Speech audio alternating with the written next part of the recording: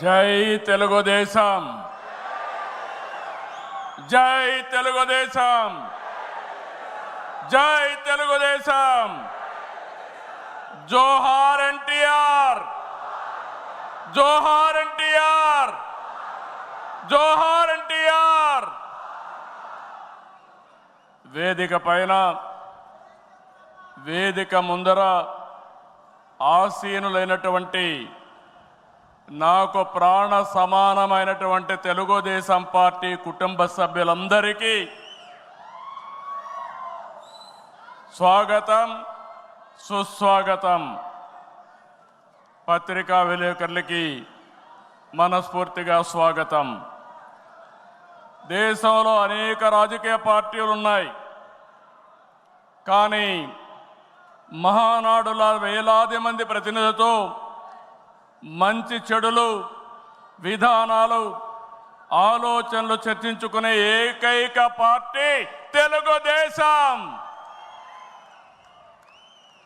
ప్రతిపక్షంలో ఉన్న, అధికారంలో ఉన్న మహానాడు అంటే అదే జోరు, అదే హోరు. మీ ఉత్సాహం చూస్తే నా మనసు ఉప్పొంగుతా ఉందని చెప్పి తెలియజేస్తున్నా. రాయలసీమలో మహానాడు అంటే తిరుపతిగా ఉండేది. ఇప్పుడు తొలిసారి దేవుని కడపలో, అది కూడా కూటమి ప్రభుత్వం ఏర్పాటైన తర్వాత తొలి మహానాడు కడపలో ఏర్పాటు చేసుకుంటున్నాం. ఈరోజు కడప గడ్డపై జరుగుతున్న ఈ మహానాడు చూస్తే ఎన్నికలై ఏడాది జరుగుతున్నా మీలో ఆ కసి, ఉత్సాహం, ఉద్వేగం ఏమాత్రం తగ్గలేదు. నేను చాలా మహానాడు చూశాను. దగ్గర దగ్గర మనం చూస్తే 34 మహానాళ్ళు మనం జరుపుకున్నాం. 2 మహానాళ్ళు డిజిటల్గా జరిగాయి. అయితే ఈసారి కడపలో, దేవుని గడపలో జరిగే మహానాడు ఒక చరిత్ర సృష్టించబోతుంది. సువర్ణాక్షరాలతో ఆంధ్రదేశ రాష్ట్ర ఆర్థిక పరిస్థితి ఒక దశ దిశ నిర్దేశిస్తుందని చెప్పి తెలియజేసుకున్నా. ఈరోజు చల్లని వాతావరణం. అన్ని మహానాడులంటే చాలా వేడివేడిగా ఉండేది, ఎండలు ఎక్కువ ఉండేటివి. ఒక ప్రశాంతమైన వాతావరణంలో, ఆహ్లాదకరమైన వాతావరణంలో ఈరోజు కడపలో మహానాడు జరుగుతూ ఉంది.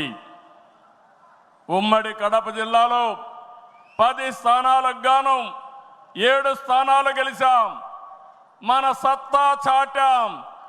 ఈసారి ఇంకొంచెం కష్టపడితే 10కి 10 మనమే స్వీప్ చేస్తాం.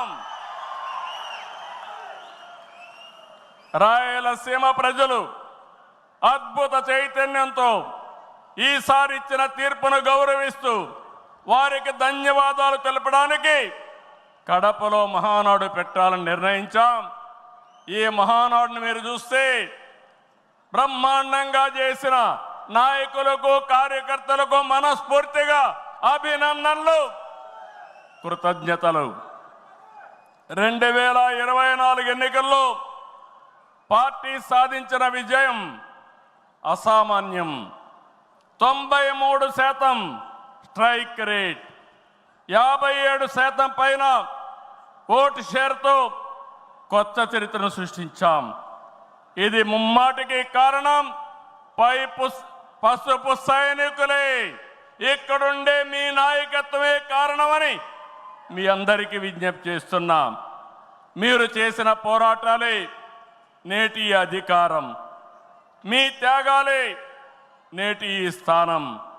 ఇది కాకుండా సమయానుకూలం మనం ఎప్పటికప్పుడు స్ట్రాటజీ కూడా ఆలోచించినప్పుడు జనసేన, బీజేపీ పొత్తు పెట్టుకుని ఎన్డీఏ ఏర్పాటు చేసుకున్నాం.